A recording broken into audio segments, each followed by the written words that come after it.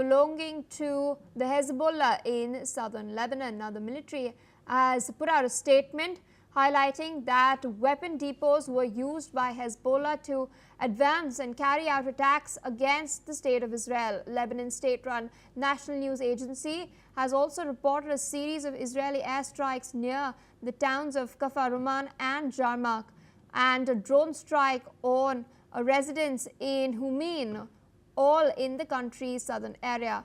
Now, despite a ceasefire having been put in November that ended over a year of hostilities between Hezbollah and Israel, the latter has kept up regular strikes on Lebanon and still has troops positioned at 5 border points inside Lebanon. Meanwhile, Hezbollah is under intense pressure to hand over its weapons to disarm, and with the Lebanese army having now drawn up a plan to disarm it beginning in the south. However, Hezbollah has refused to disarm itself, and therefore we're seeing the situation continue to escalate.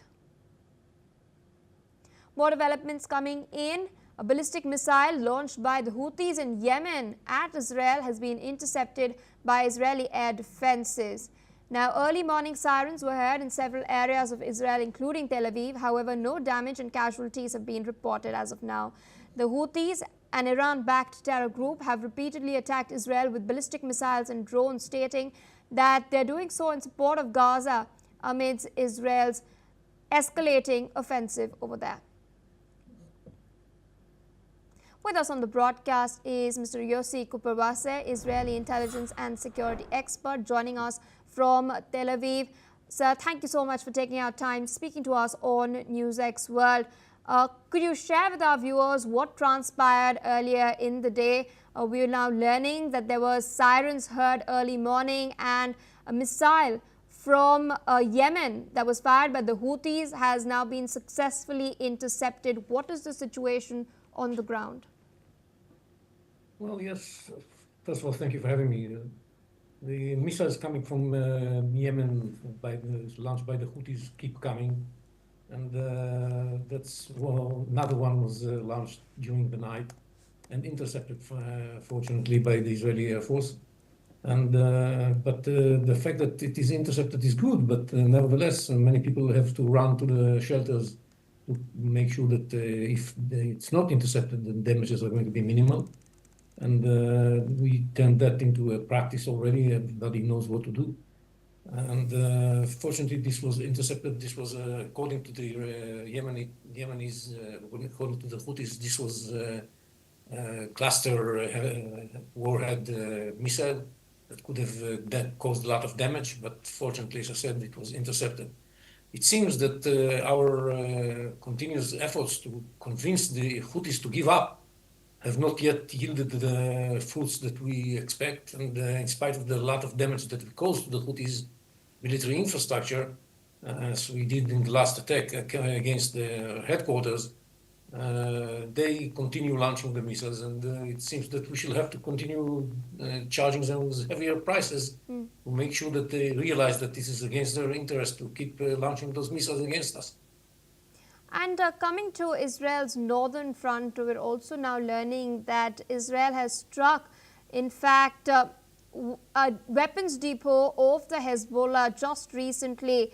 We do know that talks with the Lebanese government for the disarmament of Hezbollah is underway. The United States is involved in this as well. Where do you see these efforts heading, and is the latest strike now a reminder by Israel that it is time that the Lebanese government walks the talk? Well, according to the agreement, Hezbollah is not supposed to have weapons and to have any military presence in southern Lebanon. And they, of course, breach this agreement all the time. And we are trying to convince the Lebanese army to take care of that, but they do not do what they need to do, with the exception of one case in which they try to disarm or to take the arms of Hezbollah in a certain position in southern Lebanon. This was the only case in which they did it. In all other cases, we pointed the places we want them to disarm Hezbollah there, and they do nothing. And according to the agreement, in such cases, we are allowed to take action in order to deal with the threat. And that's what we did last night as well. And we keep doing it all the time because this is repeating itself all the time. We point at arms depots and at activists of Hezbollah that are present in southern Lebanon. And we are pointing also at the efforts of Hezbollah to rearm itself, not only in southern Lebanon, but in other places in the Bekaa Valley and in near Beirut. And the Lebanese army, according to the agreement, is supposed to take care of this, but they don't. They have a plan to disarm Hezbollah, but this is a very vague plan, and Hezbollah refuses to accept it. So we don't see that the Lebanese army is now poised to deal with the matter. That's why we have to do it ourselves, because otherwise we should let Hezbollah rearm itself in general, and especially in the southern part of Lebanon. And this would constitute a very important and critical threat to the security of the state of Israel. All right, so I request you to stay